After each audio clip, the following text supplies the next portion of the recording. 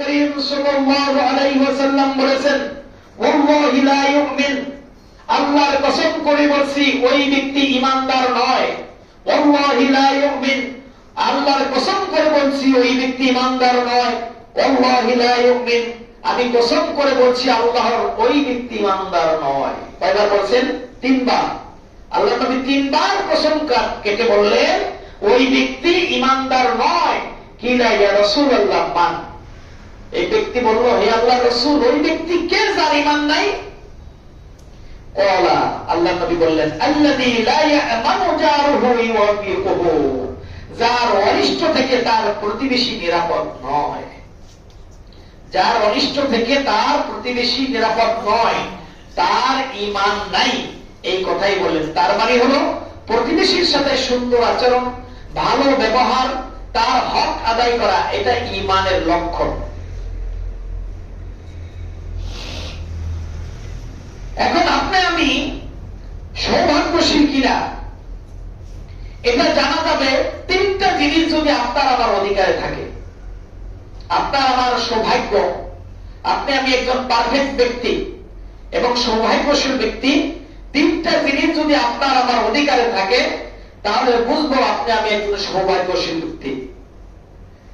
আন্নাফি রাদিয়াল্লাহু তাআলা আনহু قال النبي صلى الله عليه وسلم, নবী করিম সাল্লাল্লাহু আলাইহি ওয়াসাল্লাম বলেছেন, মিন সাআদাতিল মারইল মুসলিম, একজন মুসলমানের কাছে তিনটা জিনিস থাকলে সে সৌভাগ্যশীল। এক নাম্বার, আল মাসকানুল ওয়াসিউ, তার একটি প্রশস্ত বাড়ি আছে। তার কাছে যদি একটি প্রশস্ত বাড়ি থাকে, তাহলে সে একজন সৌভাগ্যশীল মুসলিম।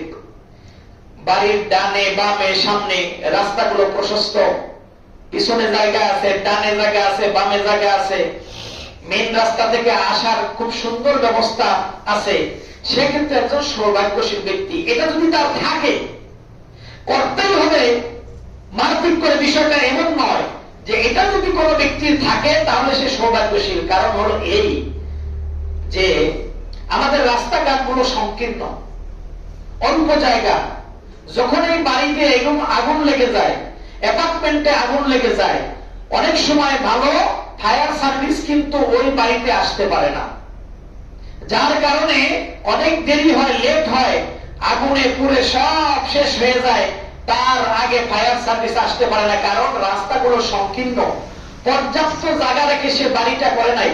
বাড়ির সামনে জায়গা নাই, পিছনে জায়গা নাই, ডানে জায়গা নাই, বামে জায়গা নাই, কোন রকম চিপাচিপি, সে কিন্তু সৌভাগ্যশীল ব্যক্তি নয়। আল্লাহর নবী বলেছেন, যেই ব্যক্তি প্রশস্ত বাসস্থানে বসবাস করে সে একজন সৌভাগ্যশীল ব্যক্তি। নাম্বার 2, ওয়াল জারুল সালিহ, সৎ প্রতিবেশী। এমন জায়গায় আপনি বাড়িটা, এমন জায়গায় বাড়িটা করেছেন যে আপনার আশেপাশের লোকগুলো সৎ প্রতিবেশী, যে কোনো বিপদ আপদ বালা মুসিবতে দৌড়েই চলে আসে, আপনার খোঁজ খবর নেয়, কি অবস্থায় আছেন। এইরকম প্রতিবেশী যদি আপনার চারপাশে থাকে তাহলে আপনি সৌভাগ্যশীল। কিন্তু কখনো কখনো ভাগ্যক্রমে অসৎ প্রতিবেশী কিন্তু পড়ে যায়। এমন জায়গায় বাড়ি করছেন, এমন জায়গায় ঘর করছেন, আপনার কাছে চাঁদা চায়, 2 দিন পর পরে এটা চাই ওটা চাই। অসৎ প্রতিবেশী ময়লা আপনার বাড়ির উঠানে ফেলে। রাসূল আকরাম সাল্লাল্লাহু আলাইহি ওয়াসাল্লাম তিনি যখন মক্কায় বাড়ি ছিলেন, তিনি যখন দ্বীনের দাওয়াত দিচ্ছিলেন, এইরকম অসৎ প্রতিবেশী কিন্তু তার আপন চাচী তার সাথে করেছিল। সুতরাং ওই ধরনের অসৎ প্রতিবেশী যদি হয়ে যায় তাহলে কিন্তু বিপদ। সৌভাগ্যশীল ব্যক্তি মুসলিম হলো যার প্রতিবেশী সৎ। নাম্বার 3, আল মারকাবুল হানিয়ুন, ত্রুটিমুক্ত যানবাহন, মোটরসাইকেল হোক, সাইকেল হোক, ভ্যান হোক, বাস হোক, তারপরে যে কোনো যানবাহন, ঘোড়া হোক, উট হোক, এই যানবাহনগুলো যদি ত্রুটিমুক্ত থাকে, স্বচ্ছ, আপনি যে স্থান থেকে গমন করেছেন আপনার গন্তব্যস্থল পর্যন্ত সুন্দরভাবে আপনার গাড়িটা চলে গিয়েছে, কিন্তু এমন যদি হয় যে গাড়ি নিয়ে বের হয়েছেন, পথের মাঝখানে গিয়ে নষ্ট হয়ে গেল, পথের মাঝখানে গিয়ে ত্রুটি দেখা দিল, ফলে কি হলো, আপনার গন্তব্যস্থলে পৌঁছতে সমস্যা তৈরি হয়। এই জন্য আল্লাহ নবী বললেন যে 3 জাতীয় ব্যক্তি সৌভাগ্যশীল, তার মধ্যে একজন হলো যে যানবাহন ব্যবহার করে কিন্তু তার যানবাহন তার ত্রুটি মুক্ত, ফ্রেশ যানবাহন। সুতরাং এই তিন শ্রেণীর মধ্যে একজন হলো যার প্রতিবেশী সৎ, আপনার উপকারে দৌড়ে চলে আসে, আপনার নামে গীবত করে না, একজনের কথা আরেকজনের কাছে ছড়ায় না। এই সৎ প্রতিবেশী যে পেয়ে গেল, তার মতো সৌভাগ্যশীল মুসলিম পৃথিবীতে আর হতে পারে না। এই জন্য ভাইরা আমার, একমাত্র ইমানদাররাই প্রতিবেশীর খোঁজ খবর নিয়ে থাকে। যাদের ঈমান আছে, যারা আল্লাহর প্রতি বিশ্বাস আছে, রাসূলের প্রতি বিশ্বাস আছে, আখিরাতের দিবসে সে ভালো কিছু চায়, জান্নাত কামনা করতে চায়, সে যেন তার প্রতিবেশীর খবর রাখে। আর ইবনে আব্বাস রাদিয়াল্লাহু তাআলা আনহু قال رسول الله صلى الله عليه وسلم, নবী করিম সাল্লাল্লাহু আলাইহি ওয়াসাল্লাম বলেছেন, লাইসাল মুমিনু আল্লাযী ইয়াশবাউ, ওই ব্যক্তি মুমিন নয় যার প্রতিবেশী অভুক্ত। ওই ব্যক্তি মুমিন নয় যার প্রতিবেশী অভুক্ত, না খেয়ে আছে। আপনি আমি তার প্রতিবেশীর খোঁজ খবর নিলাম না, অত সে না খেয়ে আছে আজকে একদিন দুই দিন পর্যন্ত, তার খাবার নাই, তার চিকিৎসার ব্যবস্থা নাই। এই রকম যদি হয় তাহলে আল্লাহর নবী বলেছেন, লাইসাল মুমিনু আল্লাযী ইয়াসবাহু, ওই ব্যক্তি মুমিন নয় যার প্রতিবেশী অভুক্ত। ওয়া জারুহু জাইনু ইলা জামবিহি, অথচ সে নিজে পেট পুরে খায়, নিজে পেট পুরে খায়, আর তার প্রতিবেশী অভুক্ত, ওই ব্যক্তি ঈমানদার নয়। কে বলেছেন? মুহাম্মদুর রাসূলুল্লাহ সাল্লাল্লাহু আলাইহি ওয়াসাল্লাম। রাসূলের এই কথাটা যদি আমরা ফলো করি, তাহলে আমাদের প্রতিবেশীর খোঁজ খবর নিতে হবে। প্রতিবেশীর ব্যাপারে কোন কোন হাদিসে পাওয়া যায়, আপনার ডানে 40 বাড়ি, বামে 40 বাড়ি, সামনে 40 বাড়ি, পিছনে 40 বাড়ি, এরা আপনার প্রতিবেশী। এই প্রতিবেশীর ভিতরে রক্তের সম্পর্ক থাকতে পারে, তারা অগ্রাধিকার। যারা রক্তের সম্পর্ক না কিন্তু আপনার বাড়ির আশেপাশে, তারা অগ্রাধিকার। এরপরে পরবর্তী থেকে পরবর্তী। তার মানে হলো এই যে প্রতিবেশীর খোঁজ খবর আপনি আমি যত বেশি নিব, এই সমাজে আপনি আমি তত বেশি সমাদৃত মানুষের কাছেও, আল্লাহ রাব্বুল আলামিনের কাছেও। এই খোঁজ খবর নিতে আমরা রাজি আছি তো সবাই ইনশাআল্লাহ? আল্লাহ রাব্বুল আলামিন কবুল করুন, সবাই বলুন আমিন। এমনকি নিজের ঘরে ভালো কিছু খাবার যদি পাকাই, নিজের ঘরে যখনই কোনো কিছু খাবার পাকাই, তখন একজন মুমিন নারীর ব্যাপারে আল্লাহর নবী কি বলেছেন, এ ব্যাপারে একটা হাদিস শোনেন। عن ابي ذر رضي الله تعالى عنه قال رسول الله صلى الله عليه وسلم اذا طبخت حركه, আল্লাহর নবী বললেন, যখন তোমরা তোমাদের ঘরে ভালো কিছু পাকশাক করো, তরকারি পাকাও, ফাকসিরু মাআহা, তখন তোমার ওই তরকারির ভিতরে একটু ঝোল বাড়িয়ে দিও, একটু পানি বেশি করে দিও, যাতে করে তোমার প্রতিবেশীরা তোমার তরকারি থেকে একটু স্বাদ নিতে পারে। তোমার তরকারি থেকে যেন তোমার প্রতিবেশী একটু স্বাদ নিতে পারে। এমন হতে পারে যে আপনার প্রতিবেশীর এক বাড়িতে মেহমান আসছে, কিন্তু ওই মেহমানকে ওই প্রতিবেশী আপ্যায়ন করার মতো যথেষ্ট ব্যবস্থা নাই। আপনি তার প্রতিবেশী হিসেবে জানতে পারলেন যে অমুকের বাড়িতে 2 জন মেহমান আসছে আত্মীয়তার সম্পর্কে, কিন্তু তার বাড়িতে ওই রকম পাক করার মতো ব্যবস্থা নাই। আল্লাহর নবী বললেন, তাহলে কি বলো, তুমি তোমার স্ত্রীকে বলো সে যেন তার তরকারির ভিতরে একটু পানি বাড়িয়ে দেয়, একটু ঝোলটা বাড়িয়ে দেয়, যাতে করে ওই প্রতিবেশীকে দেওয়া যায়, সে যেন তার মেহমানদারিটা সুন্দরভাবে করতে পারে। সুবহানাল্লাহ। তাহলে এই নির্দেশ যেই নবী দিয়েছেন, এই উৎসাহ যেই নবী করেছেন, ওই উৎসাহ আমাদেরকে ধরে রাখতে হবে।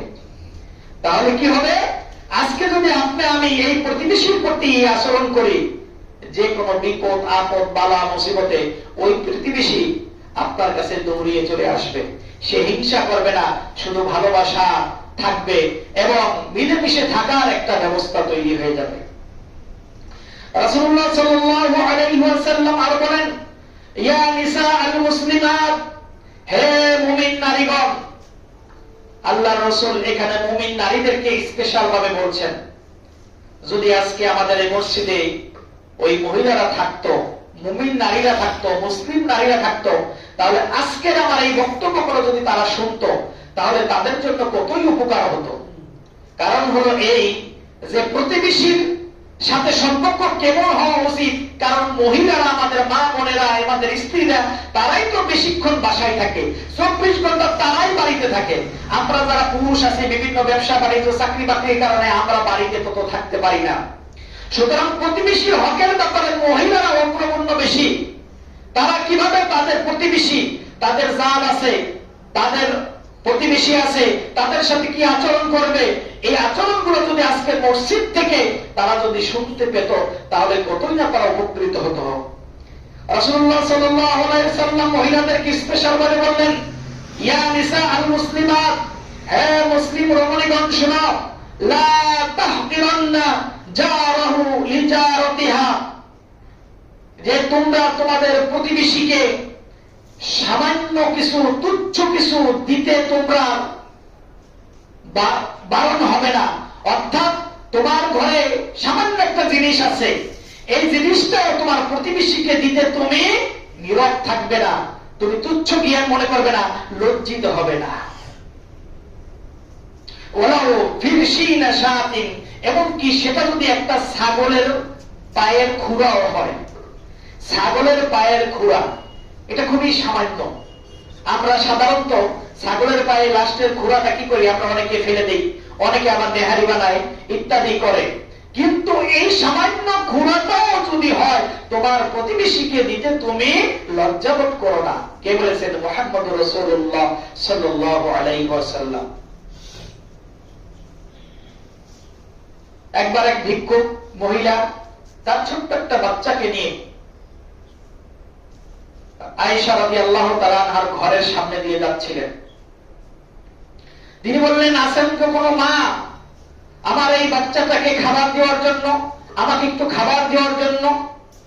আয়েশা রাদিয়াল্লাহু তাআলা আনহা তাকে বসতে বললেন এবং ঘর খুঁজে বের করে এক মশক পানি আর একটা খেজুর ছাড়া আর কিছুই পেলেন না। আয়েশা রাদিয়াল্লাহু তাআলা আনহা একটা খেজুরেই ওই মহিলার হাতে তুলে দিলেন এবং এক গ্লাস পানি আনলেন। ওই মহিলাটা ওখান থেকে অর্ধেক নিজে খেলেন এবং অর্ধেক তার বাচ্চাকে খাওয়ালেন এবং পানি খেলেন। ওই মহিলাটা আলহামদুলিল্লাহ বলে চলে গেল। রাসূলুল্লাহ সাল্লাল্লাহু আলাইহি ওয়াসাল্লাম তিনি ঘরে প্রবেশ করলেন। ঘরে প্রবেশ করার পরে আয়েশা রাদিয়াল্লাহু তাআলা আনহা বললেন, ইয়া রাসূলুল্লাহ, আজকে এইরকম একটা পরিস্থিতি তৈরি হয়েছে, আমার ঘরে কিছুই ছিল না, আমি একটা খেজুর তার হাতে দিয়েছি, তিনিও খেলেন, তার বাচ্চাকে খাওয়ালেন।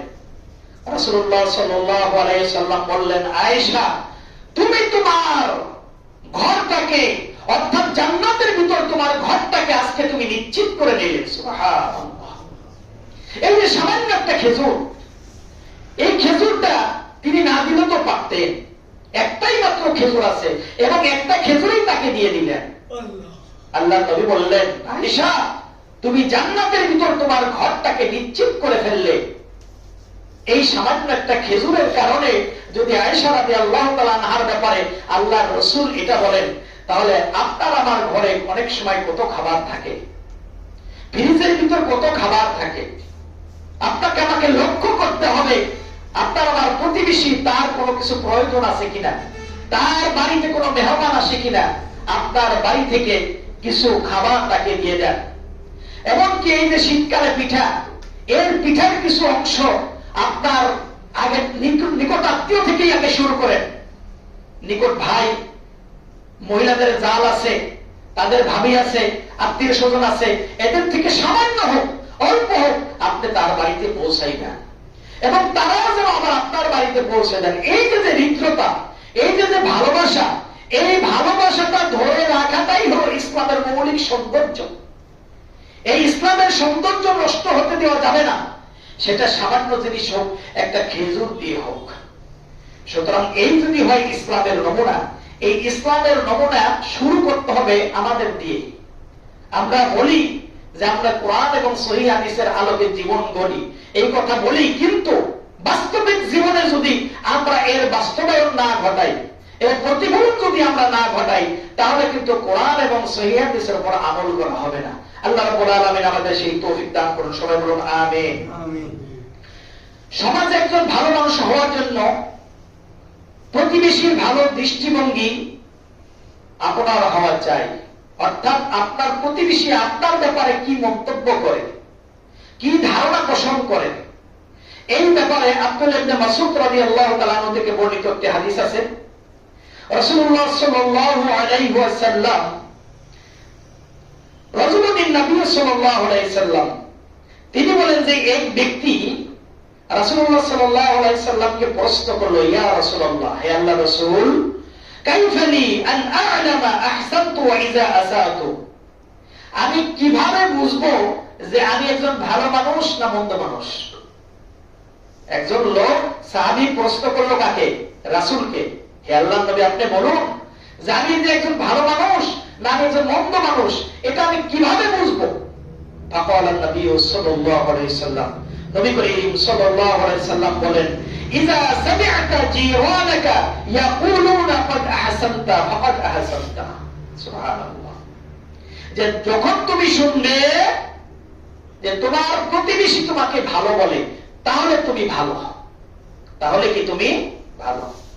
আপনার আমার প্রতিবেশী যদি তাদের কাছ থেকে আকার ইঙ্গিতে যে কোনো ভাবেই হোক আপনি আমি বুঝতে পারি যে আমি একজন ভালো মানুষ, কারণ আপনি যখন ভালো কাজ করবেন, প্রতিবেশীর হক আদায় করবেন, এই প্রতিবেশীরা আপনার সামনে ভালো না করলেও আপনার আগে সরে বিভিন্ন জায়গায় আপনার সুনাম করবেই করবে। মানুষের এটা স্বভাব। মানুষের স্বভাব হবে কেউ কোনো ভালো কাজ করলে, উপকার করলে এটার সুনাম করে, আবার যদি কেউ অন্যায় করে তার ক্ষতি করে এটা দুর্নাম করে। এটা মানুষের একটি স্বভাব। তাহলে আপনার আমার যদি আপনার আমার প্রতিবেশীর মধ্যে ভালো কাজ করি, তাহলে এই সুনামটা তারা ছড়াবে। আল্লাহ নবী সেই কথাটাই বললেন যে যখন তুমি জানতে পারবে যে তোমার প্রতিবেশীরা তোমার ব্যাপারে ভালো বলছে, ফাকাদ আহসানতা, তার মানে হলো তুমি একজন ভালো ব্যক্তি। ওয়াইদা সামি'তা ইয়াকুলুনা ক্বাদ আসাতু ফাকাদ আসাতা, যে যখন তুমি জানতে পারবে, শুনবে যে তোমার প্রতিবেশীরা তোমাকে মন্দ বলতেছে আকার ইঙ্গিতে বিভিন্ন ভাবে, তাহলে তুমি জেনে রাখো ফাকাদ আসাতা, তাহলে তুমি একজন মন্দ ব্যক্তি। রাওয়াহু ইবনে মাজাহ, হাদিসটি সহিহ সনদে এসেছে। তাহলে একজন মানুষ ভালো বা মন্দ হওয়ার মাপকাঠি কিন্তু তার প্রতিবেশী। এই প্রতিবেশীর কাছে যদি আপনি একজন ভালো মানুষ হিসেবে গণ্য হন, আশা করি যে কোনো ধরনের বালা মুসিবত ইত্যাদিতে তারা আপনার উপর আপনার জন্য ঝাঁপিয়ে পড়বে, এবং সেটা একজন হিন্দু হোক। আমাদের এই বন্ধুর খোলাও পাশাপাশি হিন্দু সমাজ আছে না, সেও আপনার প্রতিবেশী। আমাদের গ্রামেও আছে, এটা নবপাড়া আছে, হিন্দু আছে, তারাও আমার প্রতিবেশী। হিন্দুদের প্রতিও প্রতিবেশীর আচরণ করতে হবে। সে অন্য ধর্মের, সে শিরক করে জানি, তারপরেও প্রতিবেশী হিসেবে তার কিছু হক আছে। সে যদি না খেয়ে থাকে, সে যদি দুর্বল থাকে, তার মেয়েটা বিয়ে দিতে পারছে না, তার ছেলেটা একটা ভালো একটা কর্মসংস্থান করতে পারছে না, আপনি আমি একজন মুসলিম হিসেবে এই হিন্দু প্রতিবেশীকে সাহায্য করা এটাও জরুরি। কিন্তু তার কোন ধর্মীয় কাজে সাহায্য করা যাবে না। তার মূর্তি এবং তার ইবাদত, এই ক্ষেত্রে তাকে কোন ধরনের সাহায্য করা যাবে না। শুধুমাত্র দুনিয়াবী ক্ষেত্রে তাকে সাহায্য করতে হবে একজন মুসলিম হিসেবে। তার মেয়ের বিয়ে দিতে পারছে না, টাকা পয়সা নাই, আপনি কিছু টাকা পয়সা দিয়ে তাকে সাহায্য করতে পারবেন, কোনো অসুবিধা নাই। তাদের মধ্যে একজন লোক রোগগ্রস্ত, অসুস্থ, চিকিৎসা করতে পারছে না, তাকে কিছু টাকা পয়সা দিয়ে তাকে হেল্প করা যাবে। তাহলে এই প্রতিবেশী কাছে যদি আপনি একজন ভালো মানুষ হন, আল্লাহর কাছে আপনি একজন ভালো মানুষ। আর এই প্রতিবেশীর কাছে যদি আপনি একজন মন্দ মানুষ হন, আল্লাহ রাব্বুল আলামিনের কাছেও মন্দ মানুষ। তবে বিষয়টা শুধুমাত্র জাগতিক বিষয়, ধর্মীয় বিষয় নাও হতে পারে। ধর্মীয় বিষয় না হতে, কারণ আপনি কোরআন এবং সহিহ হাদিসের আলোকে কর্ম এবং কাজ এবং আকীদা বিশ্বাস প্রচার প্রসার করার ক্ষেত্রে আপনার প্রতিবেশী আপনাকে বাধা দিতে পারে, ওই ক্ষেত্রে তো নয়, শুধুমাত্র দুনিয়াবী ক্ষেত্রে। এটা যেন একজন প্রতিবেশী হিসেবে আপনি আপনার দায়িত্ব পালন করবেন, আবার প্রতিবেশী সেও আপনার জন্য জান প্রাণ দিয়ে আপনার জন্য ভালোবাসা দিবে। এই জন্য ভাইয়েরা আমার, প্রতিবেশীর হক এবং তাদের সাথে সুন্দর আচরণ আমরা যদি করি, ইনশাআল্লাহ আল্লাহ রাব্বুল আলামিন আমাদেরকে দুনিয়া এবং আখিরাতে আমাদেরকে কল্যাণ দান করবেন। খাইবারের যুদ্ধে সময় পরীক্ষা খনন করা, পরীক্ষা মানে হলো খাল খনন করা। ইসলামের ৩য় নম্বর যুদ্ধ হলো খাইবারের যুদ্ধ। উহুদ যুদ্ধ প্রথম, বদরের যুদ্ধ, এরপর উহুদের যুদ্ধ, এরপর হলো খাইবারের যুদ্ধ। ওইদিকে কাফের মুশরিকরা প্রায় 10,000 সেনাবাহিনী নিয়ে তারা মদিনা আক্রমণ করবে। এখন 10,000 সেনাবাহিনী মদিনায় সৈন্যবাহিনী তো দূরের কথা, জনসংখ্যাই নাই। তাহলে কি করতে হবে? সালমান ফারিসির পরামর্শ ক্রমে রাসূলুল্লাহ সাল্লাল্লাহু আলাইহি সাল্লাম নির্ধারণ করলেন যে দক্ষিণ দিকে যেহেতু অনেকগুলো পাহাড়, ওই দিক দিয়ে টপকাতে পারবে না, কিন্তু যেই সমস্ত এলাকা দিয়ে সমতল, এই এলাকাগুলোতে সালমান ফারসির নির্দেশ ক্রমে, পরামর্শ ক্রমে এইখান দিয়ে খাল অর্থাৎ পরীক্ষা খনন করলেন, যাতে করে কাফেররা যখন এসে যেন তারা বাধার সম্মুখীন হয়। 10 হাত গভীর এবং 10 হাত প্রশস্ত এইভাবে করে খাল খনন করলেন চতুর্দিকে করে। এবং সেই খাল খনন করতে গিয়ে রাসূল সাল্লাল্লাহু আলাইহি ওয়াসাল্লাম তিনি নিজেও মাটি বহন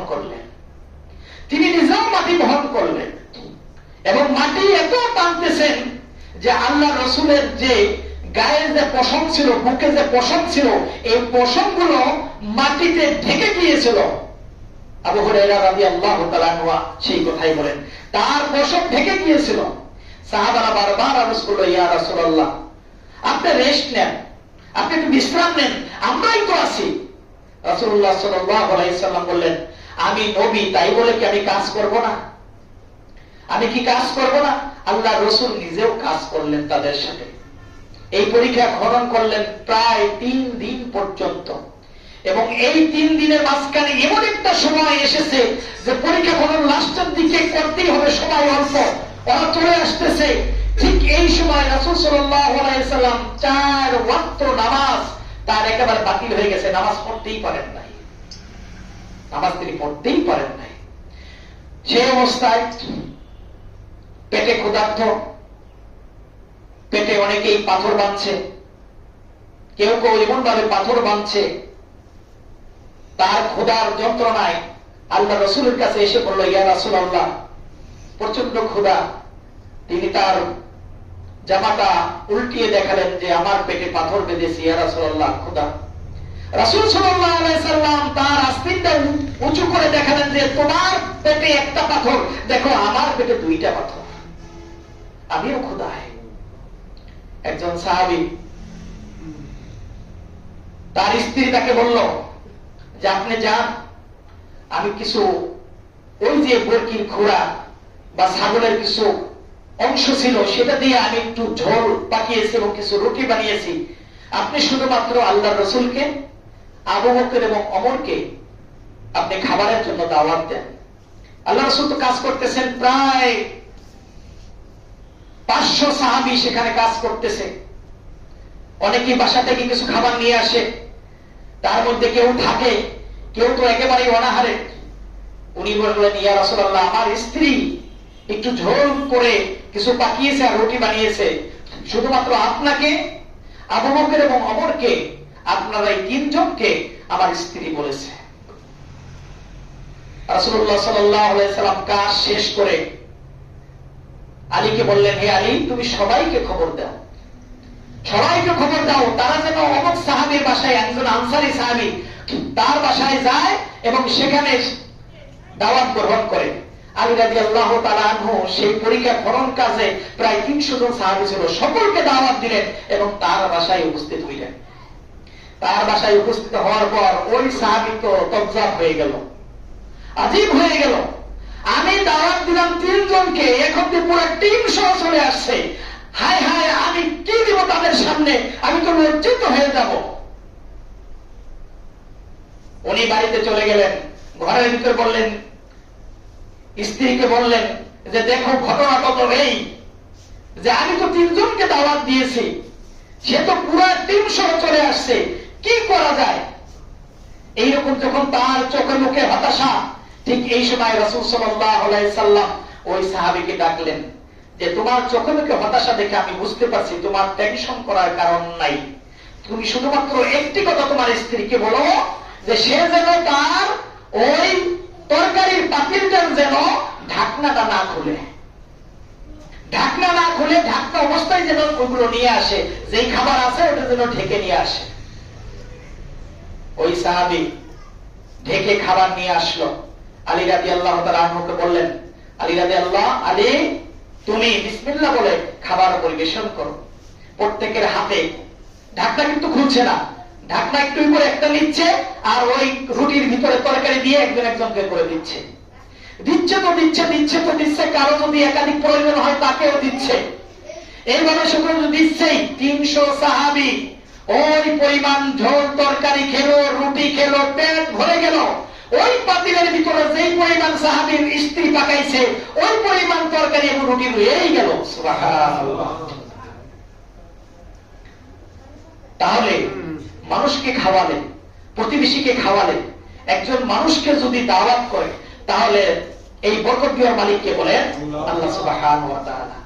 রাসূল সাল্লাল্লাহু আলাইহি সাল্লামকে যদি আল্লাহ পাক এইটা তার জন্য মুজিজা, এই বরকত দিতে পারেন, রাসূলের উম্মতের জন্য কি এই বরকত নাই? এই বরকত আছে। সুতরাং আপনার বাড়িতে কি পাঠিয়েছেন, কতটুকু পাঠিয়েছেন, হঠাৎ করে একজন ফোন দিছে আপনার বাড়িতে আসতেছি, আলহামদুলিল্লাহ আসেন, যাই আছে উপস্থিত ক্ষেত্রে মেহমানদারি করা। মেহমানদারি করলে বরকত দেওয়ার মালিককে আল্লাহ সুবহানাহু ওয়া তাআলা। এইজন্য মেহমান দেখলে কখনোই বেজার হবেন না। মেহমান দেখলে মনটা যেন খুশি খুশি থাকে, কারণ যেই মেহমান আসতেছে উনি তার রিজিক নিয়েই আসে, তিনি তার রিজিক নিয়েই আসে। মেহমানকে ওয়েলকাম করতে হবে।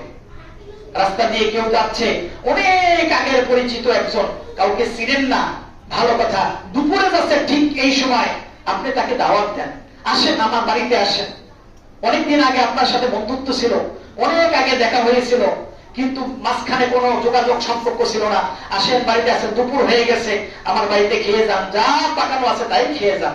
খুশি হবে কে বলেন? আল্লাহ সুবহানাহু ওয়া তাআলা।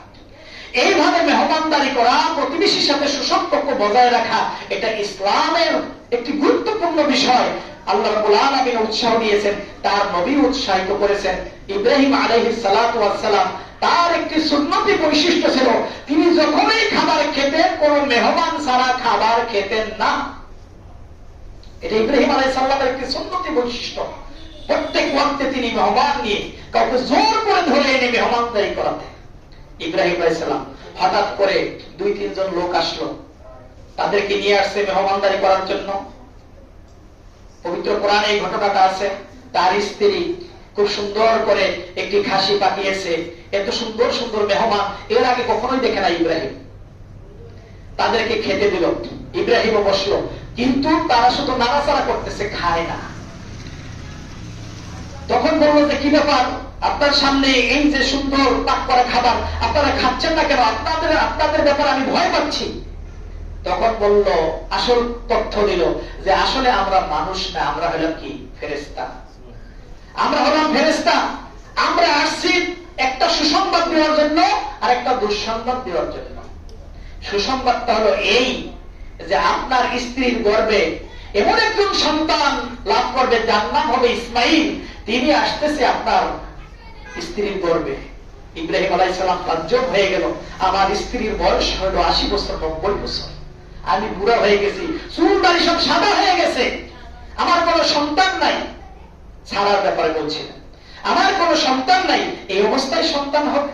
তখন বলল, হ্যাঁ, আল্লাহ রাব্বুল আলামিন যা চান তাই হবে। আরেকটা দুঃসংবাদ হলো, অমুক শহরে লূত আলাইহিস সালাম নামক তিনি বাস করেন, তার যে উম্মত তারা পুরুষে পুরুষে জিনা করে, নাউযুবিল্লাহি মিন যালিক। আমরা তাদের পুরো বস্তিটাকে আমরা উল্টিয়ে দিব, তাদের পুরো বস্তিটাকে উল্টিয়ে দিব। তো এই যে মেহমানদারি ঘটনাটা আনলাম, এই মেহমানদারি প্রত্যেকটা নবী রাসূলের সুন্নতি আমল ছিল। আর সাহাবীদের ব্যাপারে তো কোনো বলাই নাই। সাহাবীরা তারাও মেহমানদারি, আজও মক্কা মদিনা, বিশেষ করে মদিনায় মেহমানদারি কাকে বলে? আলহামদুলিল্লাহ, আসরের পরেই মদিনা মসজিদের ভিতরে লম্বা করে প্লাস্টিকের বিছাই দেয় না?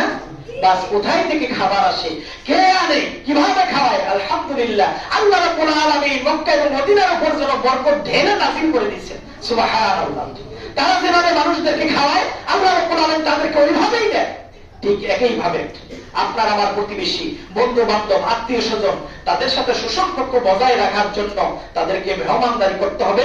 আত্মীয় স্বজনের সাথে, তারপরে প্রতিবেশীর সাথে সুন্দর আচার আচরণের মাধ্যমে আমরা একটি সুন্দর ইসলামী সমাজ কায়েম করার জন্য কোরআন এবং সহিহ হাদিসের আলোকে আমাদের সেই চেষ্টা অব্যাহত থাকবে। আল্লাহ রাব্বুল আলামিন আমাদের সেই তৌফিক দান করুন। আমিন। আকুলু কওলি হাযা আস্তাগফিরুহু ইন্নাহু হুয়াল গফুরুর রহিম।